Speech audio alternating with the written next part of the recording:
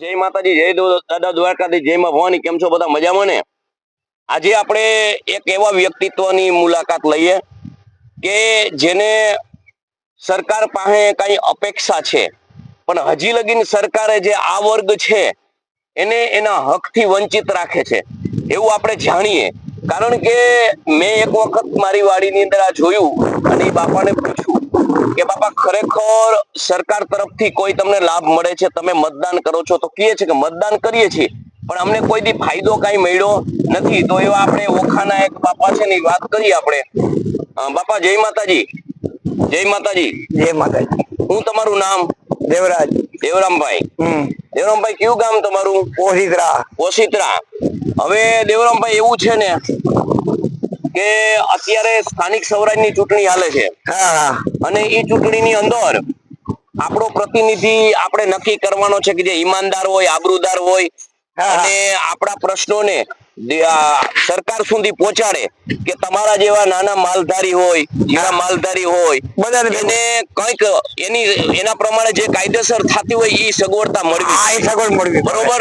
પણ તમને હું આજ પૂછું છું, તમને કોઈ સગવડતા મળી છે આજ લગી? અમને કઈ મળી નથી ભાઈ. નહીં, અમને કઈ સગવડ મળી નથી. જો અમને કોઈ ગેટામાં લોન મળી નથી અને ગેટા લુલા થાય મરી જાય તો અમને કઈ જડતું નથી.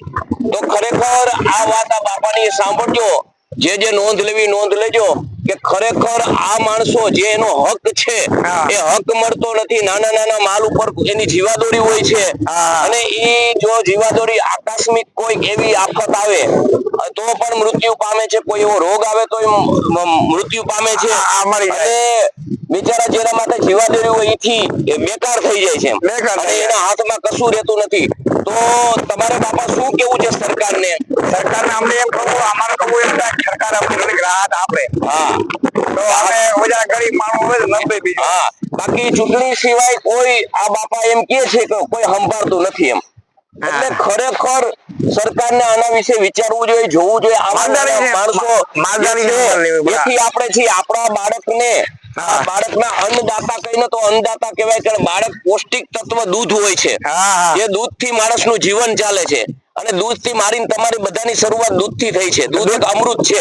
હવે રાતને દિવસ ટાઢ તાપ તડકો વરસાદ વેઠી અને તમે જે આ વસ્તુ કરો છો તો કેના માટે કરો છો? કે સ્વાર્થ ને પરમાર્થ બે છે. પણ આમાં એને પરમાર્થ જ હાથમાં આવે છે, સ્વાર્થ કઈ એવું હોતું નથી. કારણ કે માંડ આજે આખો દિવસ માલવાસે નાના રખડીને રોજી રોટી માંડ ખાય છે. તો ખરેખર બાપા શરમજનક નથી આ સરકાર માટે? સરકાર ને બધું સરકાર તો માવતર છે ને. સરકાર આ તમારી વ્યથા વેદના ન સમજે. સરકાર બધા સરકારને કેવું જોઈએ તો મારી સર્વ જનતાને વિનંતી છે કે આ બાપાની વાત સાચી છે ખોટી છે તો મને કેજો એમ. પરંતુ જે માણસ પોતાના હકથી વંચિત રહે અને આપણી સરકાર મોટા મોટા ભાષણો મારતી હોય કે ભાઈ અમે ગરીબોની સરકાર છીએ ને અમે ગરીબોના બેલી છો, તો એવું કશું છે નહીં. એવું છે બાપા તમને કઈ? નહીં. તમે આજે કેટલા ટાઈમ થી આ વ્યવસાય કરો છો? અમે 8-70 વર્ષ થઈ ગયા. 8-70 વર્ષ તો તમારા. અમે 8-70 વર્ષ અમને થઈ ગયા, પણ અમે કોઈ ગેટા અમારે લોન ઉપાડી નથી. લોન નથી ઉપાડી. કોઈ તમને કોઈ એવી માહિતી પણ નથી આપી કે બાપા તમે આવી રીતે કરો તો તમને આમાં ગેટા રે જો વરસાદ પડે મરી જાય, અમને કોઈ જવાબ નથી. તો મિત્રો, આ વિડીયો તમને કેવો લાગ્યો જરા સરકાર સુધી પહોંચાડજો. જય માતાજી, જય માં ભવાની, જય દાદા દ્વારકાધીશ.